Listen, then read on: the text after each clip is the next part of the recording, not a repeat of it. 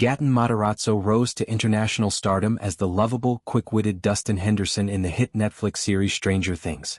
His character, with the signature curly hair, infectious enthusiasm for science and unwavering loyalty to his friends, quickly became a fan favorite. From the very first season, Dustin's adventures in the Upside Down, his clever use of the English language, and his heartfelt moments captured the hearts of millions worldwide. The show itself blended 1980s nostalgia, supernatural horror, and coming-of-age drama in a way that resonated deeply with audiences of all ages. But as with many young actors thrust into the spotlight, fame brought not only admiration but also unexpected and sometimes uncomfortable encounters. For Gaten, one particularly memorable downside of his celebrity status came in the form of an odd and unsettling interaction with a fan.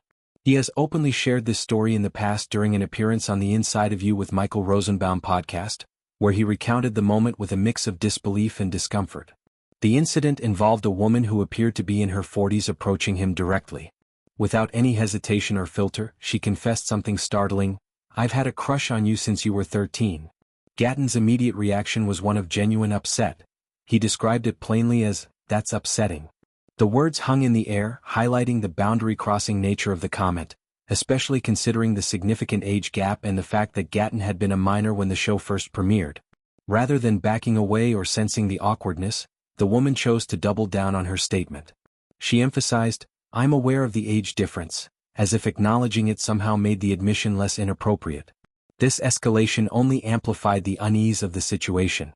To make matters even more bizarre, her daughter was standing right there beside her during the entire exchange. The young girl, clearly mortified by her mother's behavior, couldn't hold back her reaction. She turned to her mom and exclaimed, "Mom, what the?" Gaten recalled the moment vividly, swearing to the authenticity of the daughter's shocked outburst. It was a surreal scene, one that blended the innocence of fandom with an uncomfortable overstep into personal territory. This encounter serves as a stark reminder of the complexities that come with sudden fame, particularly for child and teen actors. Gaten started on Stranger Things at a young age, growing up in the public eye alongside his co-stars. The series follows a group of kids in the fictional town of Hawkins, Indiana, as they battle otherworldly threats, government conspiracies, and the emotional challenges of adolescence. Dustin, in particular, stands out for his humor, intelligence, and vulnerability, traits that Gaten brought to life effortlessly. Fans have formed deep emotional connections with the character, often seeing him as a relatable underdog. However, that connection sometimes blurs lines, leading to interactions that cross into inappropriate territory. Gaten's story isn't isolated. Many celebrities, especially those who gained fame young, have shared similar tales of fans expressing feelings that feel misplaced or intense. The pressure of being a role model while still navigating one's own youth adds layers of difficulty. In Gaten's case, the incident highlighted the need for boundaries in celebrity-fan relationships. He handled it with grace in retelling it, using humor to diffuse the tension, but the underlying message was clear: fame can invite comments and actions that are jarring and unwelcome. Adding to the broader context of Stranger Things discussions around this time, a new documentary has shed light on the behind-the-scenes world of the series, particularly during the production of its finale.